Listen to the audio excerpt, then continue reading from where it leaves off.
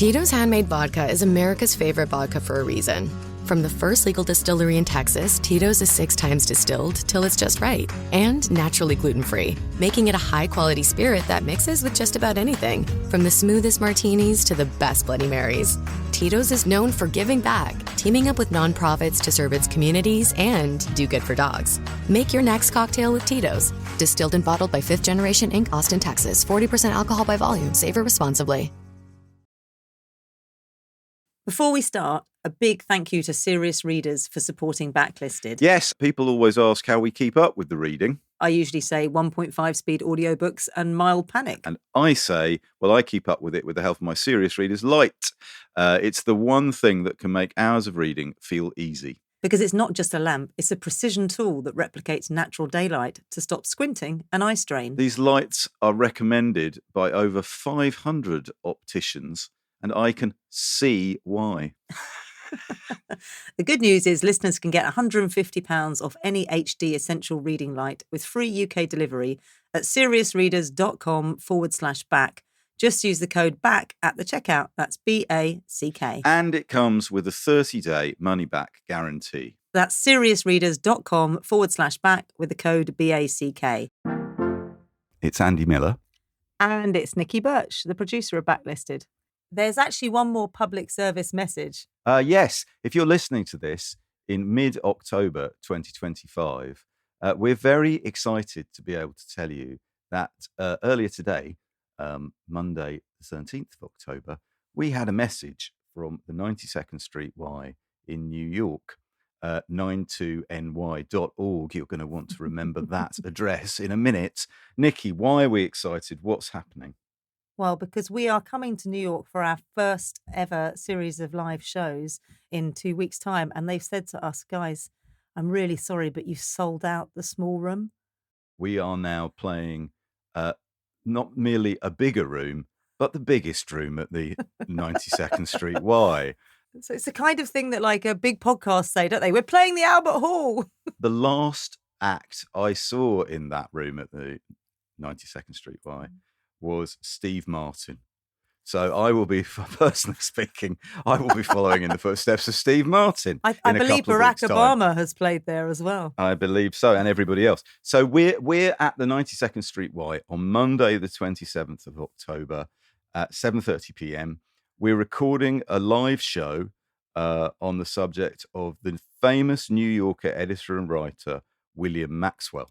And we are really excited because we're going to be joined by Jennifer Egan, Pulitzer Prize-winning novelist, in fact, no less, and Deborah Treisman, the fiction editor of The New Yorker. And in addition to 2025 marking our 10th birthday, it's also the 100th anniversary of The New Yorker. So we're kind of stacking up all the celebrations in one night. Plus, of course, seeing lots of you there. First of all, we'd like to say thank you to everyone who's already bought tickets. Nikki, would you like to impress upon people why this represents a golden opportunity for those who have yet to book their places? First of all, Andy, it's great because more of you can come to see us. And second of all, you can bring your friends because we've got a lot more tickets to sell in the next fortnight. Yes, and just a fortnight in which to shift them.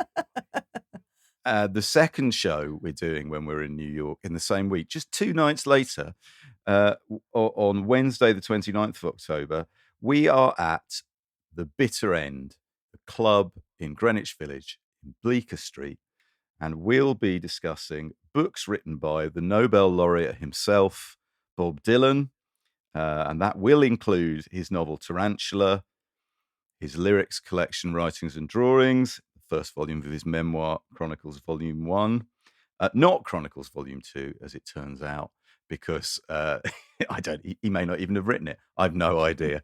But we are really excited. There are still tickets available for that show, and they are available via bitterend.com. Yeah, I mean, it's what's really nice about both the 92NY and bitterend.com is they're playing in venues we don't normally play at. Normally it's bookshops, and this time it's like concert halls and nightclubs, so that's quite exciting. But we earned it, Nikki Birch. We earned it. But at the bitter end, we're going to be hanging out, aren't we? We're gonna have a chance to kind of meet everybody afterwards, and come and you can tell us about all the books we should have covered on Backlisted that we haven't, etc., etc. And we're looking forward to meeting everyone there. So please do come along to Bitter End, and even if you don't like Dylan, some people don't even like Dylan. Who would think that? But most people do, which is great. and most people like us, hopefully. So you can come and chat with us, and we've blocked out the whole evening to spend time with you guys. So please come and see us. Hope to see you all there. Now, we were sad to learn this week of the death of the wonderful Jilly Cooper at the age of 88. Jilly Cooper had a long and glorious career as a novelist, from Emily in 1975 to Tackle in 2023, with a series of funny, sexy, inimitable escapades, including the so-called Rutshire Chronicles, every one of which was bought and read in the hundreds of thousands. And the word that seems to have appeared over and over again in the tributes to her over the last few days is joy. And both on the page and in person, joy was Jilly Cooper's gift to the world. So this week, as a tribute to Jilly, we are rerunning an episode from our backlist, which was a joy to make, and which seems to have brought a lot of joy to listeners too. It's show number 84 from January 2019, which is about Jilly Cooper's fifth novel, Imogen. Back then, Andy and John were joined by author and podcaster Daisy Buchanan and poet and academic Dr. Ian Patterson. The episode was recorded in person, and as you'll hear, we had a lot of fun talking about Jilly's work, reading aloud from it, and making one another laugh. Shortly after that podcast went out, John and I and our guests all received handwritten notes from Jilly herself, thanking us in all sincerity for featuring one of her books on the show. To date, this is the only occasion on which the subject of an episode of Backlisted has written in to show their appreciation. Still not a peep out of Anthony Trollope. Terrible Anyway, manners. we thought you might like to hear what Jilly wrote to Mitch on the back of a wooden postcard that he now proudly keeps on his desk. Here's what she said. Darling John, I cannot imagine anything more lovely happening to an author. I was completely knocked sideways by listening to you all. I kept thinking, heavens, is this really me you're talking about? Thank you so much. You made it all so funny and picked out bits I'd forgotten I'd written, and I suddenly felt so proud of what you all presented so charmingly. I am extremely grateful, and that has extremely in capital letters. I was a bit downcast because my current novel on football is crawling along, but podcast is now the opposite of downcast. All my love, Jilly Cooper. Kiss. As everyone has been saying, Jilly really was a class act. We should probably also mention that both the guests on this episode have recently written books about books that you might enjoy. Daisy Buchanan's is called Read Yourself Happy, How to Use Books to Ease Your Anxiety, and that was published back in February. And Ian Patterson's Books, a Manifesto, or How to Build a Library, came out just a few weeks ago to rave reviews, including one from none other than Jilly Cooper herself. Perfect. Anyway, please join us in raising a glass of something sparkly to Jilly. It's what she would have wanted. Enjoy this episode and see you next time.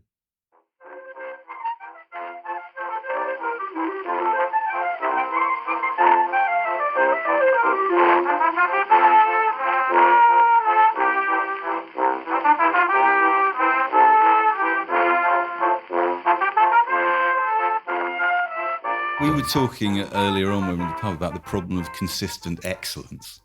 Yeah. That if a writer or a filmmaker or a musician just manages to make a series of consistently excellent records or books or films, it almost works against them. My feeling with the Coens is that people look at them and go, ah, yes, another consistently excellent Coen Brothers film. I've already seen half a dozen excellent Coen Brothers films. I'm a huge fan of Inside Llewyn Davis, which it came out about 5 years ago.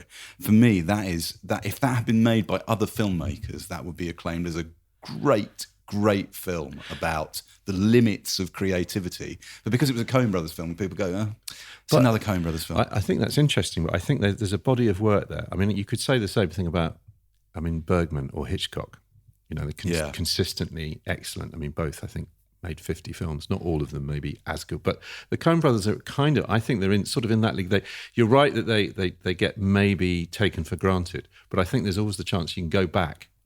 When we were in Reykjavik, God, we were still doing this podcast when we were in Reykjavik. We went to the Lebowski bar in Reykjavik. Brilliant. Oh, it was good. I did have White Russian. Did you ever meet, there's a Dutch publisher called old Oscar van Gelderen. Have you ever met him? No. But he looks just really, really, really similar to Jeff Bridges in that movie. And he has a very, very similar kind of cool, you know, in the way it's a Dutch, has a sort of cool ways of being. He's got Dutch is kind of, yeah, whatever. Let's have fun. Let's get fucked up. But anyway, if Oscar's listening, unlikely. He's a brilliant. Hey, we have listeners around the world publisher. He was lawyers. He was, as you would expect, the publisher that brought Stoner to the world. Was he? Yeah. Hello and welcome to Backlisted, the podcast that gives new life to old books. Today you join us stacking books in a dreary public library in a small northern town, half listening to the buzz of local gossip, hoping that someone impossibly dashing, witty, and yet also kind would whisk us all down to the south of France for sun-kissed frolics and romance.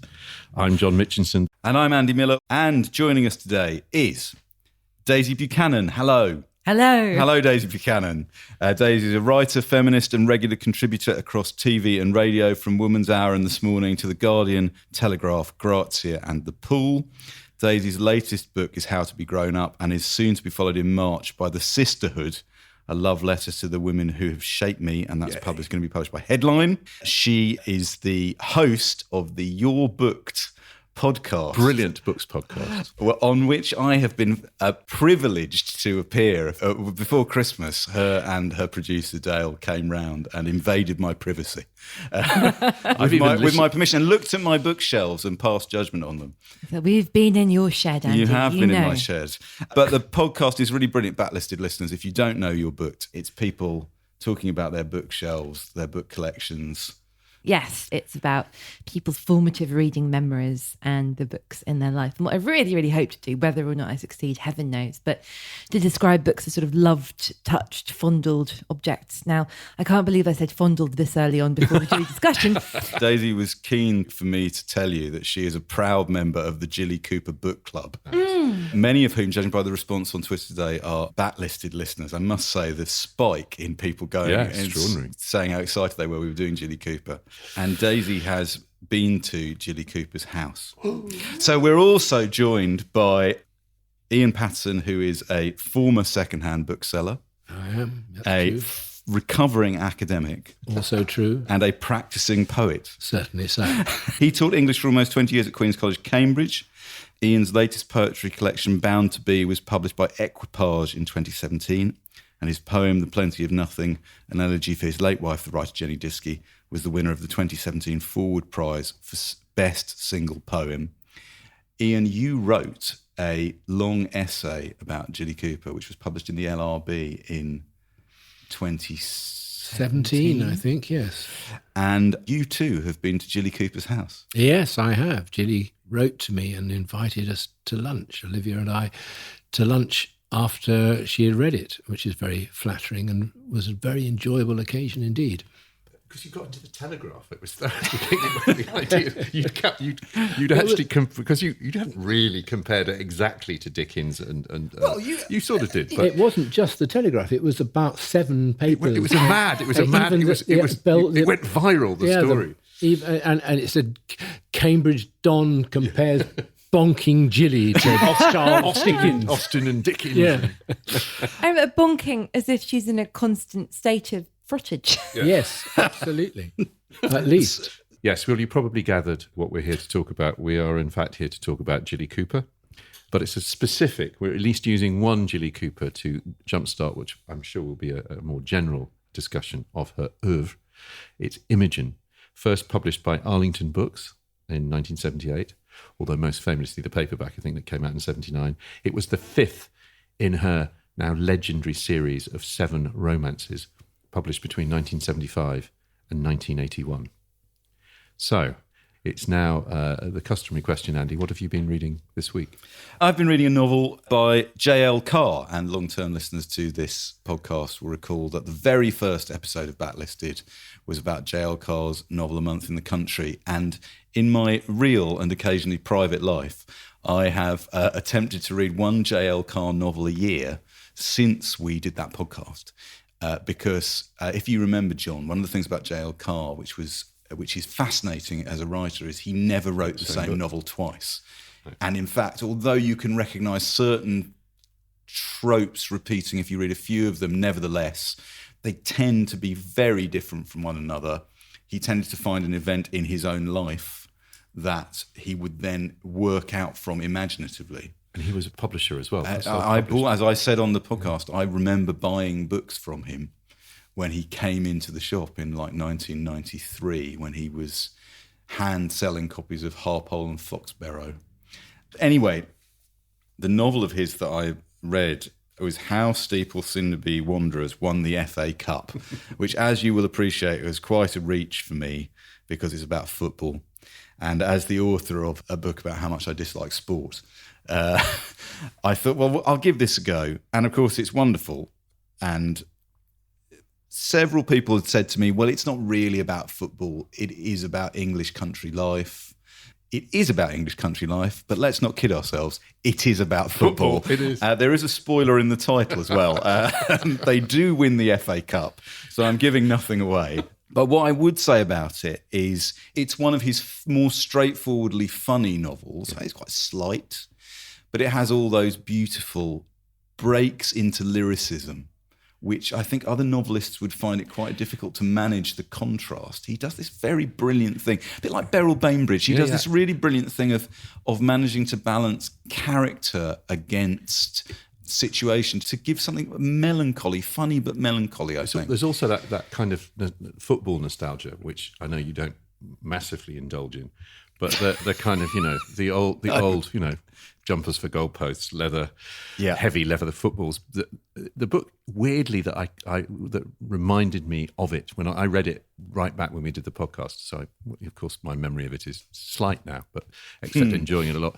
Was it reminded me of Best and Edwards? There are bits. That's a good book. There are bits of about the Duncan Edwards story, Gordon Byrne, and kind of provincial English football and the kind of the culture of the game that he captures.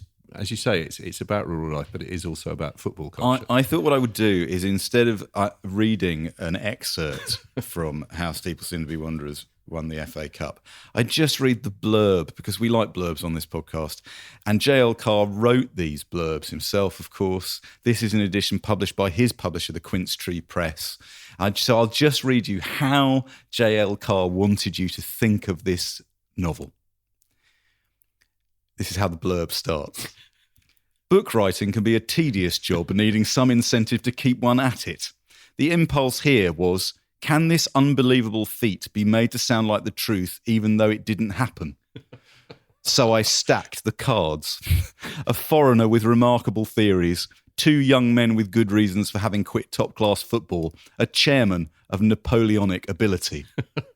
Then I dredged up memories of 1930, when I was an unqualified teacher, 18 years old, and playing that single season for South Milford White Rose, when we won a final which never ended. Pitch invasion and furious fights are not new things. I learnt much of rural life during that long-gone autumn, winter, and early spring. But is this story believable? It all depends upon whether you want to believe it.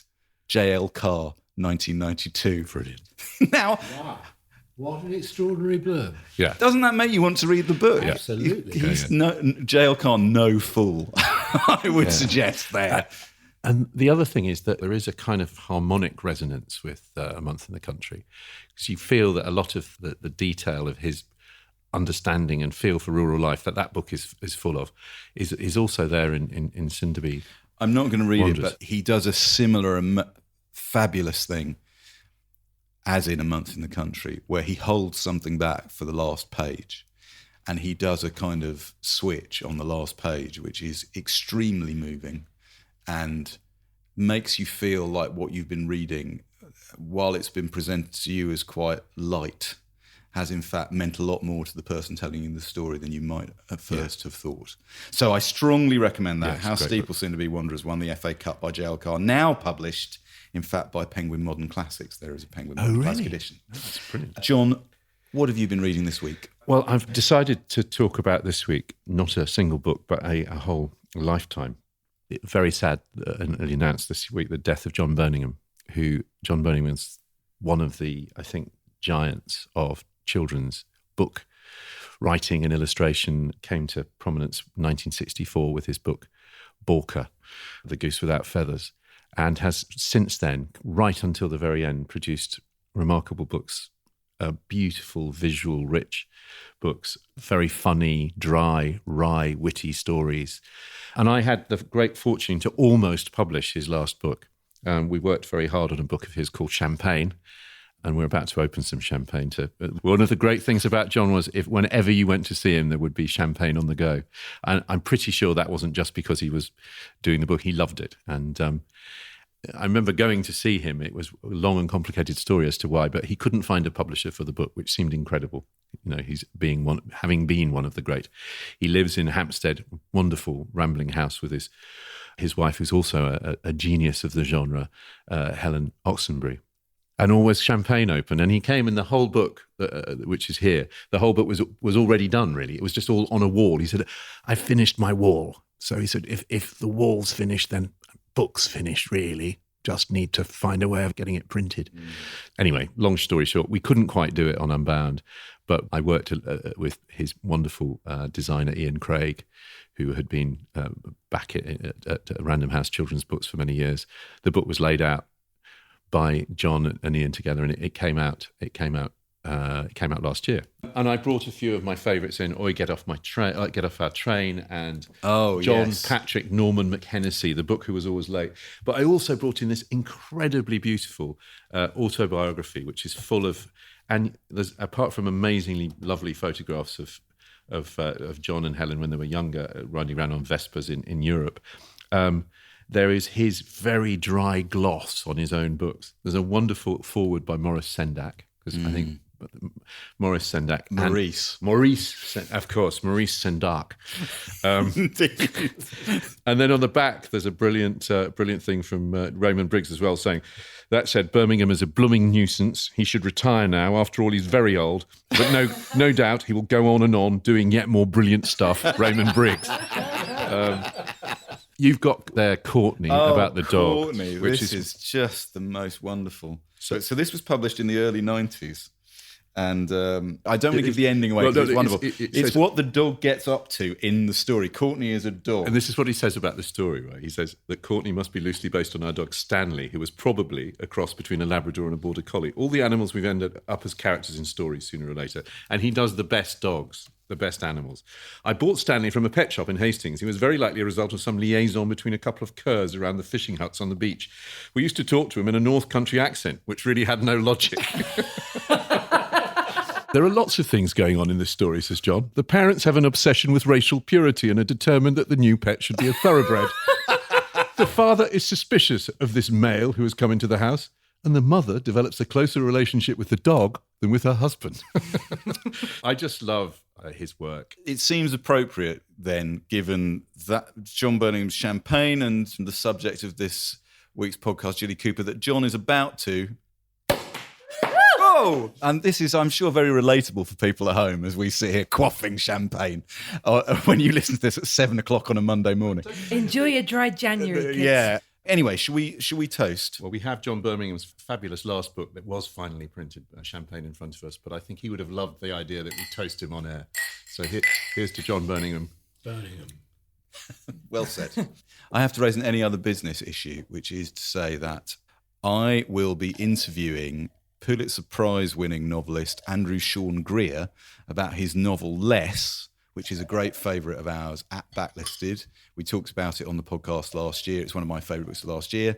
I will be interviewing him at Waterstones Piccadilly on Monday, February the 4th. So if you're in London and you feel like coming along and listening to Andrew be brilliant about his wonderful novel, please come along.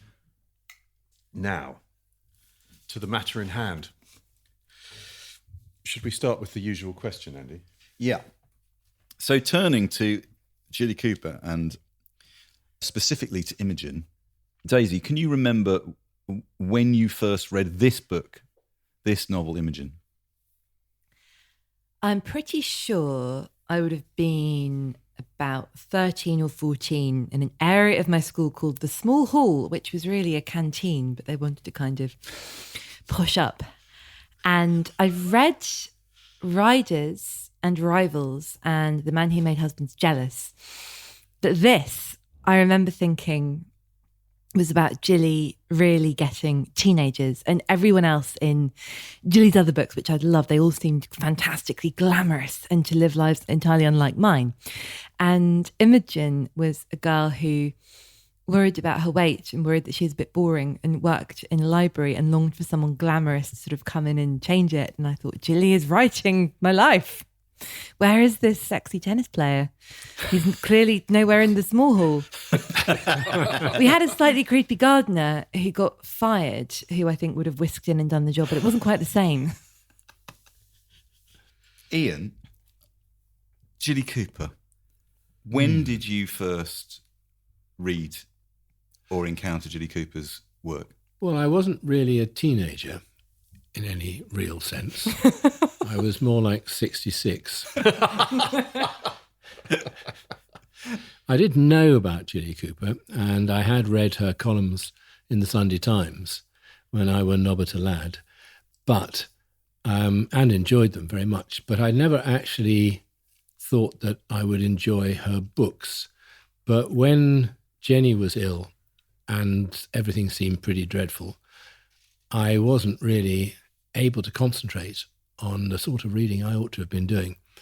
And Olivia actually said, you ought to read Jilly Cooper, and pressed a Jilly Cooper into my hand. And I said, oh, God, no, I couldn't do that. And she said, go on, just try it. And I did. And I couldn't stop. I was completely captivated. Partly because it was so much more captivating than I'd imagined it would be, and partly because there was nothing else, really. So I just read and read and read and read and read. And did you start with the later? I started books, with, I think, Rivals. Okay. But I quite soon moved on to, I think Harriet was probably the first, and then Prudence, and then Imogen, and so on. Because they were so undemanding in some ways. And in some ways. And also, in the big books, as one might think of them, those serious, weighty tomes like, Riders and Rivals, there's all sorts of grown-up stuff that I might have identified with or failed to identify with. But in these romances, it's like Shakespeare's last plays or something. Yeah. It's just a kind of little magical fantasy world where everything is... Or sort of Bach preludes. There's some sort of purity about it. That's absolutely the word I was going for, purity. There are no distractions to the action. I will say, not to kind of, because I know we're talking about the romances, and I think listeners are probably familiar with, according to Twitter, familiar with it all, but especially with the word on the tip of my tongue is bonkbusters, but there we are. But I do love the 80s tracks, because it's quite Judith Crancy as well, isn't it? Like business and, board meetings and people bursting into rooms and having fabulous business ideas. And I find that really, really good fun. Rivals is about a television franchise. Yeah. And when I read it, I had no idea. I thought ITV was just ITV, and I had no idea there were regional variations that people bid for in consortiums. So that was, a lot, as well as a sex education. There was quite a lot of, that's how telly works. But Imogen and Octavia and Harriet and Prudence and those books, they're a world that maybe wasn't exactly familiar to me, but felt like something that I could know and I could appreciate. I've got a blurb to read here, which is the jacket flap on a republication of Imogen from I think this is like an early 80s edition. You can see Jilly's on the front. It says Jilly Cooper, her Riviera romance, Imogen. Yeah. I don't want to objectify our esteemed author, but can we talk about how absolutely stunning Jilly looks on that cover? On that cover? Beautiful photo. And on all these covers, This look. looks incredible. I mean, and what a brave and extraordinary thing to do. I was never quite sure. I always assumed it was her on the cover. She's on the cover of all these Of all of them. 70s romances. This is the blurb that went out on this book, right? And, well, I'll read it to you and then you can tell me what you think. Girls like Imogen, tied to dreary jobs in provincial towns, are apt to dream of romantic escapes to sun-drenched beaches and to conjure up visions of ultimate bliss in the bronzed arms of the athletic heroes of their nighttime fantasies. Seldom, however, do they have to face up to their dreams coming true. In Imogen, a rustic Yorkshire ingenue finds her dreams coming true rather faster than she can cope with them. How she parries the advances of Nicky Beresford, the lecherous tennis ace, and copes with the gropes of the rest of the Riviera drones will bring a warm glow of reassurance to all those nervous mums whose daughters' tender bosoms have been overexposed to the Saint-Tropez sun. Whoever wrote this, my cap is off to you. Imogen's adventures, as told by Jilly, are totally realistic in spite of the fact that, unmoved by modern conventions, she is a girl who does not regard her virginity as something to be lightly thrown away. Jilly's account of a sensitive girl's approach to her own crisis of conscience in the face of a libidinous and totally materialistic society is handled with that subtlety and delicacy which distinguishes all her work. Very good. That's really good. It At is. this point, I'm going to bring in our producer, Nikki Birch. Now, Nikki, when did you first read a Jilly Cooper book? Probably when travelling in some hostel. You know, you have one of those books that you just pick up because it's the only one there, and that was probably for riders. But I can't really remember it very clearly. And you hadn't read this before this week, I had hadn't you? read Imogen before this week. And what did you make of it? At first, my jaw was dropped to the floor. I think I was like, I tweeted to both of you and were like, what, WTF? OMG. You did. You did. FFS. Yeah. My immediate reaction is, I'm so excited to hear what you guys say about this. But it was basically because the treatment of women just shocked me completely. It's like, wow, the last 50 years, we have actually come on a really long way. I think the thing, Nikki, I found, we'll talk about this, the thing that was brilliant. So you sent me and John a message that said, what? And then 24 hours later, you sent me another message saying, I think I'm going to read another one. I must say, She gets you, right? yeah, I was totally locked in. I didn't do anything else apart from read Jilly Cooper for sort of 24 hours. So I'm hand in heart, it was fun, right? Yeah. I suppose I was just shocked by perhaps some of the things you're going to talk about in the book. I Yeah, was like, yeah. Are you serious? Domestic violence in passion? That's okay? You know, things like that I found like really difficult. We'll come on to this. This is very interesting. And I think one of the things that I found very interesting coming to the book, having not read it before, there are things in the books which are, you know, as we're always saying, of their time. Yep. When my wife, Mrs. Tina Miller, discovered that she doesn't normally listen to Battlistic because she thinks it encourages me. But when she found out we were doing these books, she said this. Jilly's 1970s romances, Bella, Emily, Harriet, Imogen, Lisa and Co., Octavia, and the best one, Prudence, were my favourite books as a teenager, and I read them all numerous times. As Andy will attest, I can recall each one in forensic detail. My very favourite was Prudence, with the cold fish, Pendle Mulholland, dashing older brother Ace, and sexy younger brother Jack. I reread this, Imogen, and the short stories Lisa and Co. over Christmas. And whilst in some ways they've dated, I suspect someone may have done an editorial clean-up in the 90s to remove a few colloquialisms we might not use today. I thought how fortunate I was to read these books at the right age. It's sort of what you're saying, Daisy, isn't it? They are romantic, funny, literate, sexy but not too sexy, and best of all, the heroines are real girls with real girls' bodies, hair, aspirations and problems, at least within Jilly's enchanted settings. I also thought, what a debt Helen Fielding owes to these books. Yeah, totally. But what I like best about them hasn't really dated at all. Jilly's message to her readers, which is just be yourself. Yep. What do you think, Daisy? Do you think there are things in them that we might look twice at now, but that stuff feels very current, doesn't it? It really does. I will say, I think I'm about, on a good day, 3 stone heavier than a fat Jilly Cooper heroine. The weights, that's the one thing that still troubles me. I know there are plenty of other really problematic things that should trouble me more, but I'm just like, oh God. But what I really love about the way she writes and the observations she makes, and I think this is perhaps one of the reasons why Jilly and sort of writers kind of in her school, or writers who are linked with her, get dismissed, is she's so unremittingly honest and funny about how bloody knackering it is to be a woman, and that constant feeling of not looking quite right. I think it might be Fanny in The Pursuit of Love by Nancy Mitford says something along the lines of, if you're sort of constantly looking at your reflection, and I'm going to paraphrase horribly, in my experience, it's not because you think you look great, it's because you suspect something is amiss. And so much attention is given to, to clothes and appearance. There's a really fabulous makeover in this book. And I was thinking how interesting it is, because the makeover has become, it was such a big part of, I guess, sort of 90s teen comedy dramas and so much in cinemas. And I was thinking, of course, like Clueless is, I think, a film that owes a great debt to Jilly Cooper. But of course, obviously, Clueless is Emma. And I think, Jane Austen and Jilly Cooper are similar.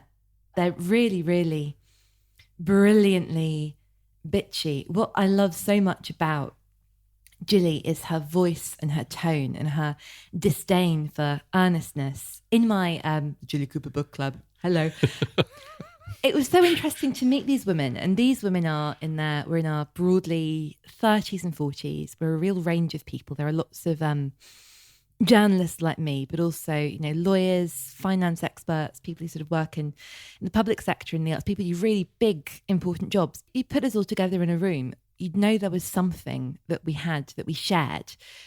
These are women who are irreverent, women who have a sense of humour about themselves, and women who love pleasure, and women who frequently look into shop windows thinking something isn't quite right. You mentioned Austen there. I mean, what I found notable about the way Jilly writes, certainly in these books, is the prose is a really fascinating mixture. It's like a halfway point between Austen and Woodhouse, it seemed to me. That the prose is often written for the joy of writing the prose.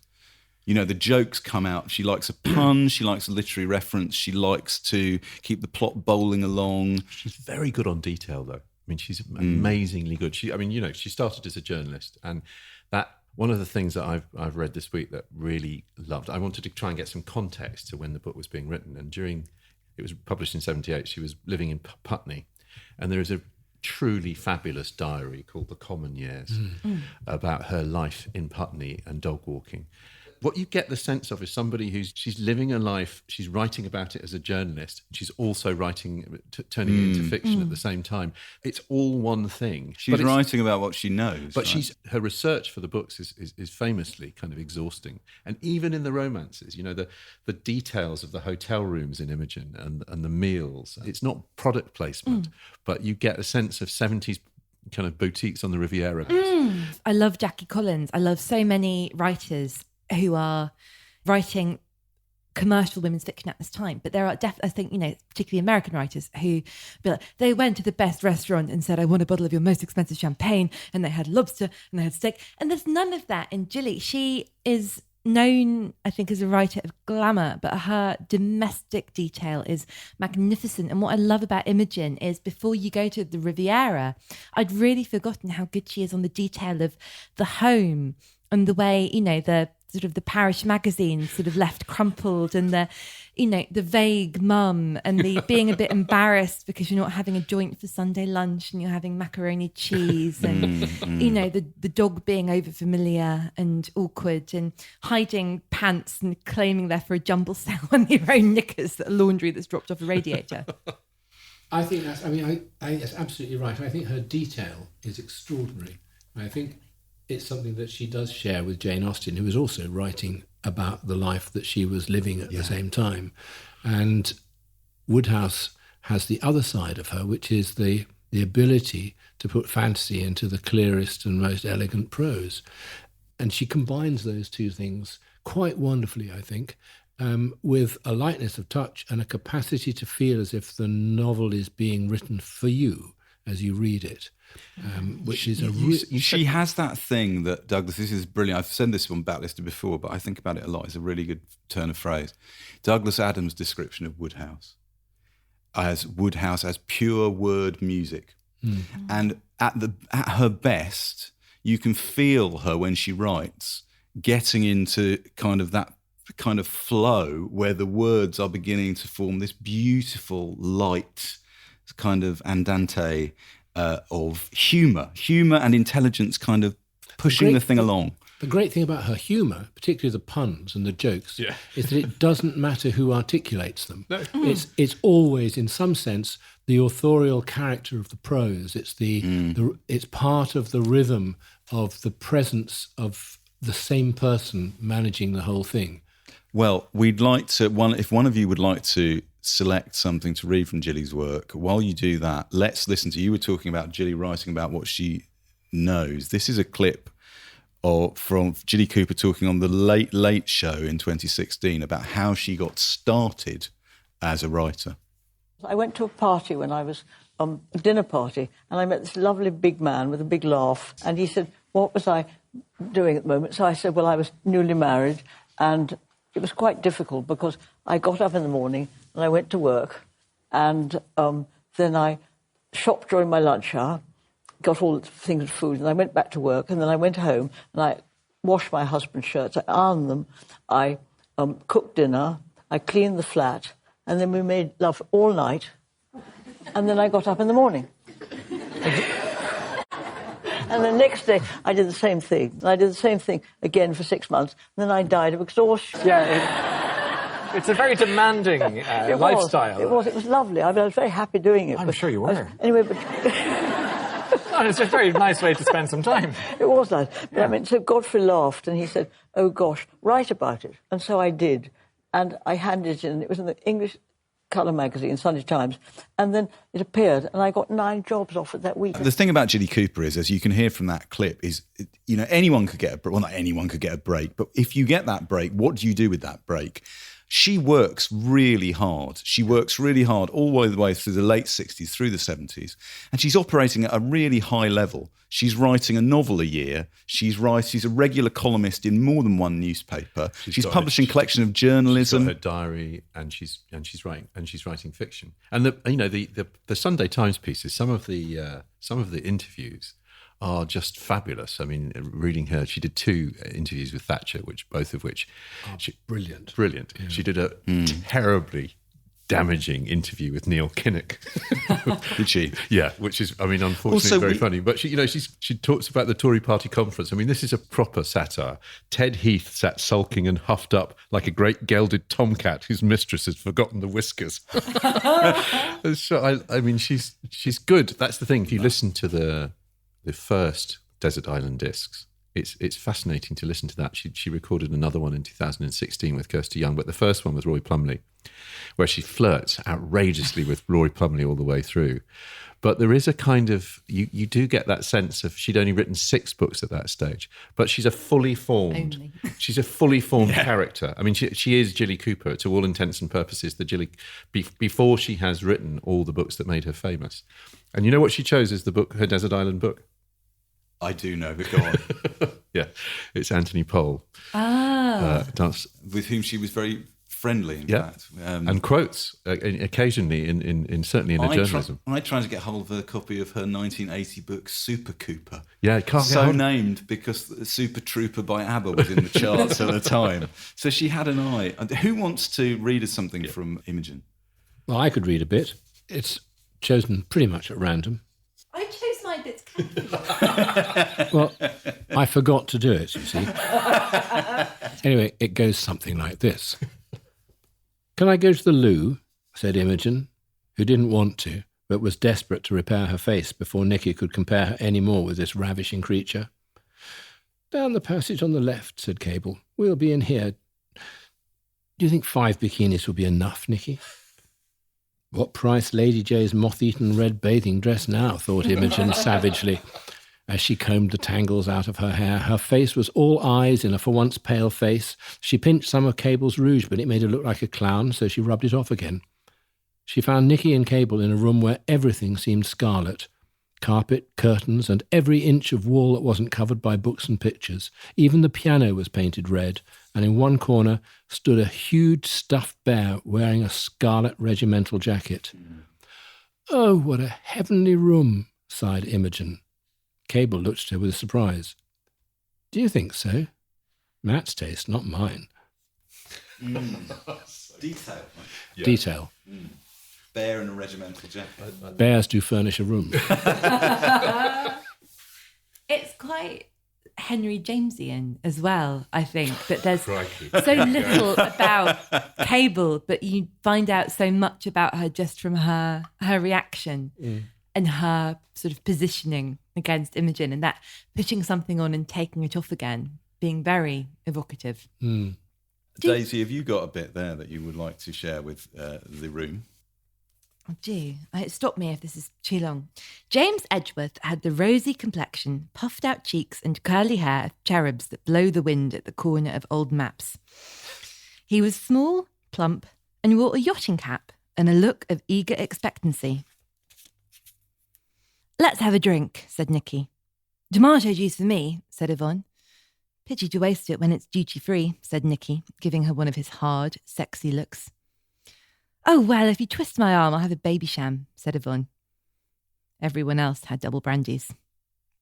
"You write for the papers, don't you?" said Yvonne. "Rather fun, I should think. I was rather good at English at school. They all said I should take up writing." Matt looked at her. "It would have been tragic to deprive the modelling world," he said dryly. Imogen suppressed a smile. "Well, that's what I thought," said Yvonne. "Now I just write Jumbo's speeches." "His speeches? Didn't you know?" She bared her teeth like the wolf in Red Riding Hood. "James is a prospective candidate for Cockfosters. He's awfully busy at the moment, but if you ask him nicely, I'm sure he'd spare the time to give you an interview for your paper." "I'll remember that," said Matt. "Mind you," said Yvonne, "I do think the articles you write are rather, well, exaggerated." "In what way?" said Matt, his eyes narrowing. "Well, that piece last week on Northern Ireland. I mean, I didn't finish it, and I know all journalists sensationalise things for the sake of circulation." "Go on," said Matt, an ominous note creeping into his voice. It's just so bitchy, and Yvonne doesn't exist. That is her journalism, giving a terrible person enough rope to hang themselves and doing that in the dialogue and the reactions. Again, it's a holiday we've all been on, Yes. lumped together with some people you quite like and several people you really don't And like. I think Matt says that, doesn't he? You need that. And that's something I didn't appreciate as a teenage reader, but I do know, a bit like Hendu's, where there's always someone who's the worst. And if you're like, everyone seems quite nice, you're like, oh, it's me. Or maybe I'm the worst. You say something in your article, Ian, that really interested me. Because it's her world and she's kind of controlling it, you know who the good people are. You have no choice but to like Imogen. Is that part of what you think makes it so successful? You know who the bad people are and you know who the good people are, but what you don't know is how they're going to interact. I think that's right. And I think you don't know how the scenes are going to follow each other. You don't know who's going to go wrong, what's going to fall out of place. And even though you know it'll end happily, you don't. You are sitting on the edge of your seat, metaphorically at least, as you read through it.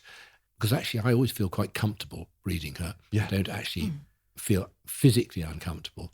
But I do feel kind of mentally a bit agitated about how long this is going to go on until somebody sees that actually somebody they're in love with is in love with them and they're in love with them, which they haven't noticed.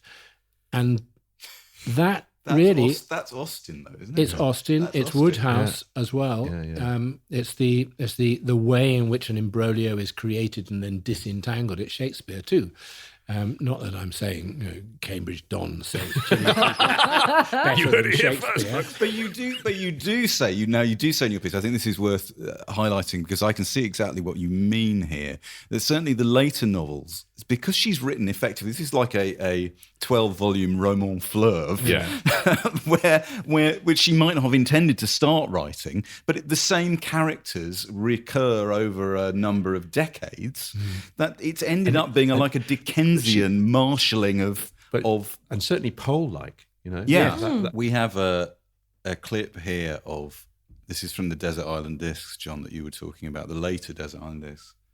This is with Jilly telling us why she thinks these particular novels were, the romance novel of the 70s, was so successful. You began writing novels then in the 70s. I was one of those young teenagers who devoured them, names like Emily and Belia, and Harriet and Octavia and Prudence and Imogen. I couldn't get enough of them. I wanted you to write more. Oh, thank you. At the time, why do you think they were successful? Because they flew off the shelves, those.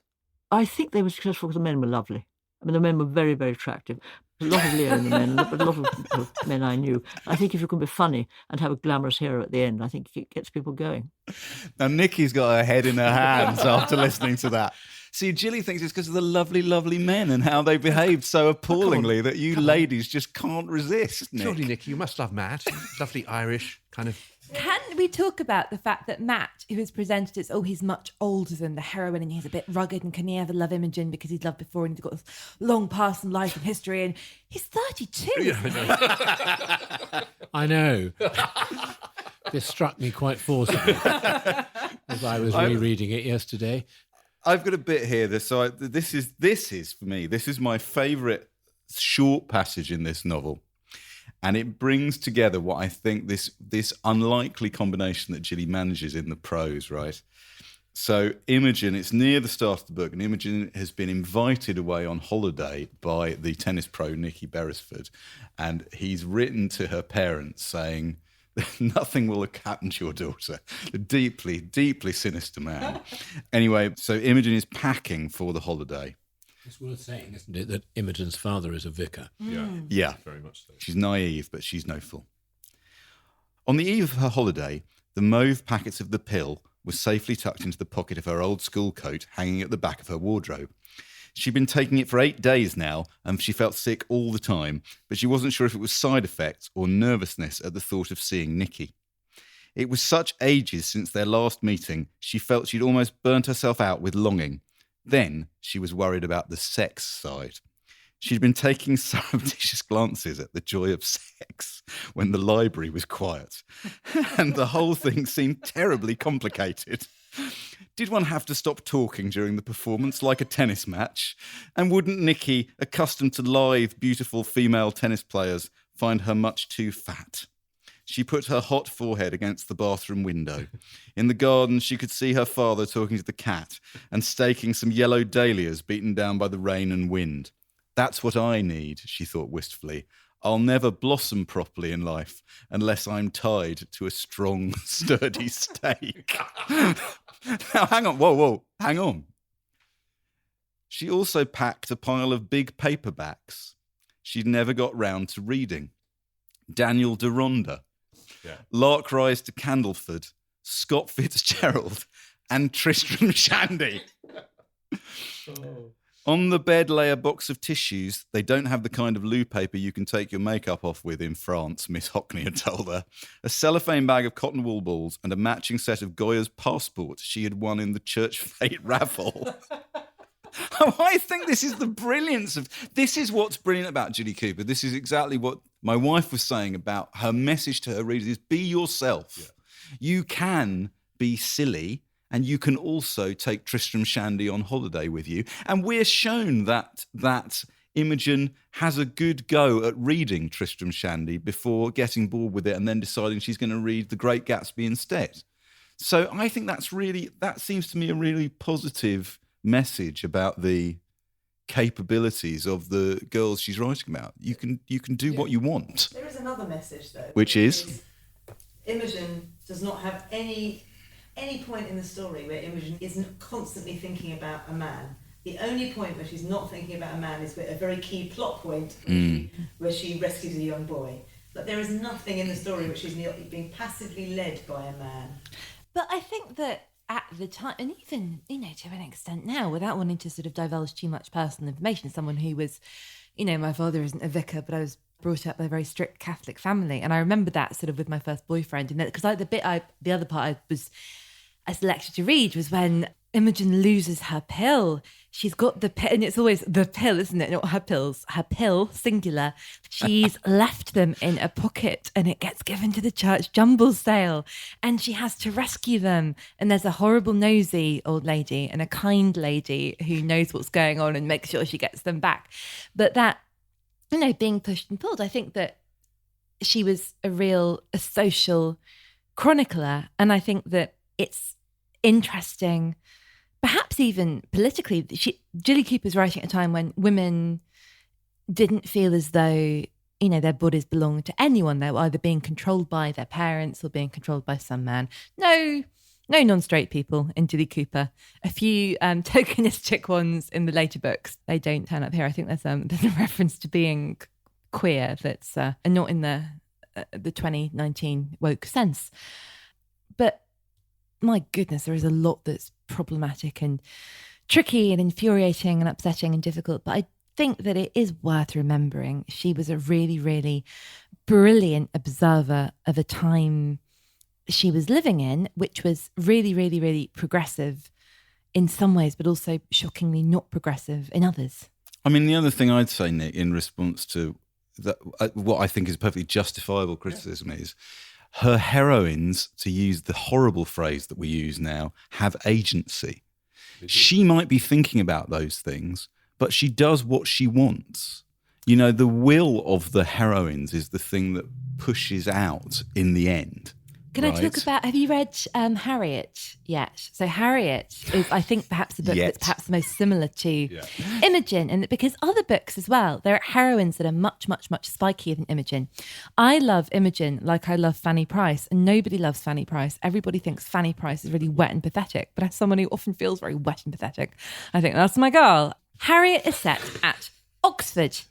Harriet is a student. She's beautiful, she's shy, I believe she's a virgin. She is seduced by Simon Villiers, an actor who entrances everybody with his glamour and the fact that he's clearly going on to great things. And he fancies a crack at the pretty shy girl who turns up at a party. And Harriet gets pregnant. Simon wants nothing to do with it.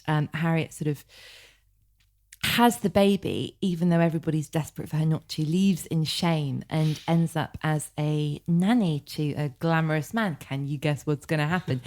But something that really struck me about that, because much is made about the fact that Harriet really enjoys sex and it's something she's really choosing to do, and she's for the first time in her life sort of excited about something that isn't reading. And oh God, I mean, I don't think anyone would be upset if I said, I'm pretty sure Jilly Cooper likes sex a lot. And it seemed possibly not so much now, but, for me at the time as a teenager, that seemed like a revolution. Yeah. And having the sort of sex education, and I was lucky to be of an age when it was there, but it was very much, God, there is another Dylan Moran joke that, said the 60s being about free love and the Beatles and let's all have a good time. And the 80s was, don't fuck anyone or you'll die. Here's MC Hammer. And it was very much my sex education in the late 90s, early aughts. Here's everything that can go wrong. Here's everything you'll be afraid of. Here are all the bad things that could happen. And the sole voice in my life that said, this is lovely and something that most people do was Jilly Cooper. Ian, how does Jilly Cooper's writing about sex compare with the writing of D.H. Lawrence about sex? Well, almost indistinguishable, I think, in many ways. I don't think they are quite the same. I think Lawrence's writing about sex is, although there is a kind of lyricism, sometimes there's also an awful repetitiveness in way he writes about it. He does just kind of keep on saying the same thing in different times. Disfigured by his metaphysical concerns. Yes, it is a bit disfigured by his metaphysical. It's also disfigured a bit by his physical concerns and constrained somewhat by the limitations on what he can say and get published. I suppose woman bowels, loins, dark. It's really hard work, I think, finding fun in Lawrence's depictions of fun in sex. I suppose one thinks most of Mellors and Connie in Lady Chatterley's Lover, where it is really pedagogic rather than exciting. It's a lesson. I think I know what you're going to say here, whereas in Jilly, it seems to me, Jilly is writing in an era where everything is freer. Well, that's certainly true. She is. And also she's writing in an era where it's possible to think of it as a kind of exuberance. Yeah. Right. And it's an exuberant pleasure. It's bawdy in the 18th century. In the old sense. I mean, it's like the film of Tom Jones. I mean, I always think with her gap tooth, she has that wife of Bath kind of, that she enjoyed. That's so funny. I have a friend, Duncan. Hello, Duncan, who said exactly the same thing. That as a young man, he saw Jilly Cooper. At the time, he was reading the Canterbury Tales at school, and Jilly and her gap made quite a profound impression on him. But that we were talking earlier, but her line still in her 80s, when she meets a man, is to say, "Oh, how lovely to meet you. Gosh, you're good looking. Do you want to go upstairs?" I mean, we know that it's a joke, but she said, "Well, men don't have compliments paid to them terribly often, as much as Lawrence, to be honest. I mean, if you're looking for solutions to metaphysical problems, Jilly Cooper may not be your writer. But what I do think that she does do, talking to women in the office, who are at various levels, but broadly on the woke scale, mostly woke and quite articulate about that. They love Jilly Cooper because they see her almost in mental health terms, that they find her immensely comforting. She has a positive moral message to make about the value of sex and about the value of relationships and the importance of kindness and the importance of love in relationships. And that to be in her world is a very comforting and reassuring. She's certainly, Tina was saying that she said she's a really good author to read at times of stress. Yeah. Funnily enough, what you were saying, she said, I read these when I was doing my A-levels. I sort of they were a release for me. They were a place to go and sort of like Woodhouse. I mean, I think like Woodhouse, exactly. Yeah. I've got a lovely little bit from one of her essays for the Sunday Times. But one of the other things is that she's now in her 80s, 82, I think, and so remembers the war. And there's just a little bit about the celebrations at the end of the war. Perched on top was an effigy of Hitler with mad staring eyes, slick back hair, a little black moustache and a swastika armband. At last the great pyre roared into golden flame. After 2,000 days of blackout, the brilliance was breathtaking. Birds disturbed by the unaccustomed brightness sang their heads off. Insects freaked out, moths bashing against the lights, colossal maybugs bombing us like doodlebugs. Looking across the garden, my mother suddenly stiffened. For there was my father laughing and shoving his hand down a blonde's dress. But it was only old Lady Thornley again. This time her white hair was turned gold by the bonfire and my father was retrieving a maybug from her cleavage. But it's classic Jilly Cooper, focus pull. She's very, very, very good comic writer, I think. There are some great one-liners in Imogen. My favourite was the one with Tracy, who is the really kind of towy member of the cast, has gone out with Nicky. And the line, I think, is delivered by Matt. Where's the pedalo? I hope Nicky hasn't sunk without Tracy. Ian, you say in your essay about Jilly that the thing that you got from reading the books, and we shouldn't underestimate this, was pleasure.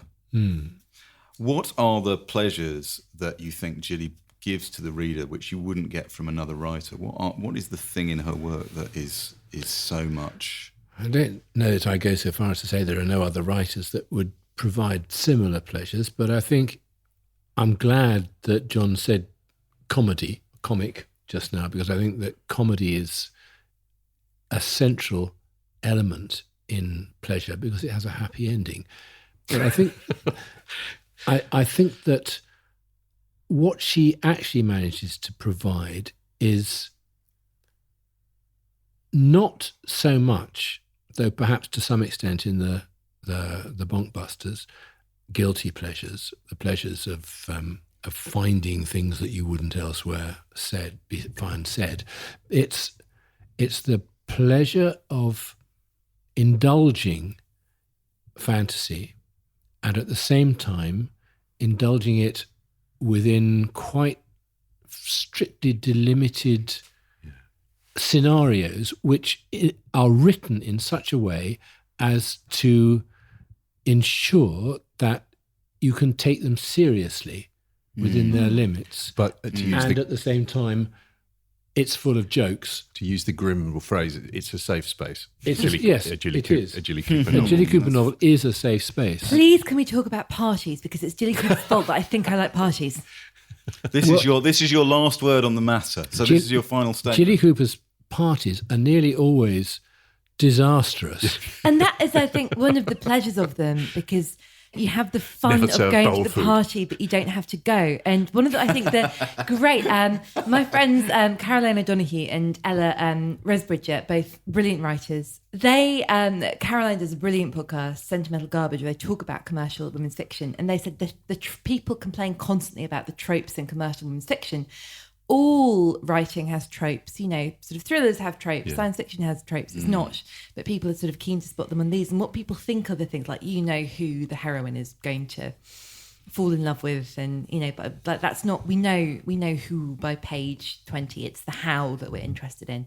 But also it's the way people kind of eat and drink and those parties. And there's a bit in Prudence, I think, where there's the gorgeous, scatty mother has an impromptu party and everyone's having a terrible brandy cocktail and the taxman's turned up and she doesn't know what to do with him and everyone's sort of really enjoying this pâté, and there are lots of descriptions about, gauchy men shoveling food into their mouths, and I think they realise quite late on that it's like it's chappy or chum, or they've served dog food up and everybody is just too pissed to notice. And I think that we read Jilly because of who we hope to be and who we know we are, and she makes both of those things not just okay, but things to celebrate. Don't you just want to go and have supper around at Jilly's? I mean, isn't that the ultimate? Honestly, I had lunch with her with the rest of the Jilly Cooper. I was going to say fan club, book club, but definitely fan club. And it was like Christmas Day, and she was Christmas. And I sort of loved her more as a human than a writer. Yep. And I can't tell you how much I love her as a writer. She was,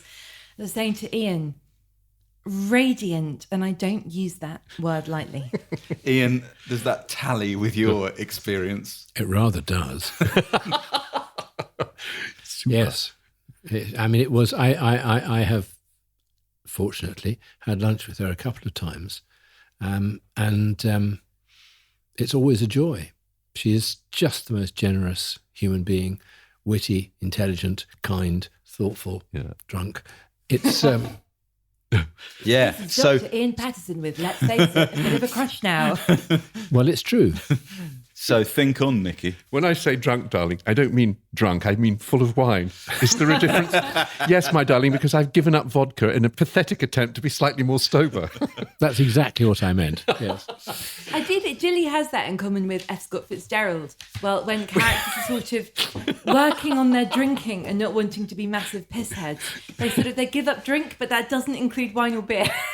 I would like listeners to make a list of all the writers that we compare Jilly Cooper to in this podcast. Bach, Shakespeare, Fitzgerald, Lawrence, Dickens. And remember what Tracy said about Fitzgerald. Yeah. She's quite good. Has she written anything else? It seems a shame, being such a jolly super time, that we're having to bring it to a close, but I must lashings of thanks to Daisy and Ian, to our lovely producer, and to our marvellously well-upholstered sponsor, Unbound. Champagne. You can download all 83 of our other shows, plus follow links, clips and suggestions for further reading on our website, backlisted.fm. And of course, you can still contact us on Twitter, Facebook and Boundless. If you've had as much fun as we all have, why not spill out? Indeed, spilling out is a thing that happens in these books a lot. Why not spill out a star-spangled review on iTunes or Spotify or whatever else you cozy up to for oral content? Thank you to Ian Patterson. Thank you. It was lovely to be here. I've enjoyed it very Daisy much. Buchanan, thank you very much. It made me joyous as an otter. Yes, thanks awfully, everybody. We've had the most marvellous evening. See you in a fortnight. Well done. Oh, that was just great. That was fun. That was great. All right. Yeah. Great.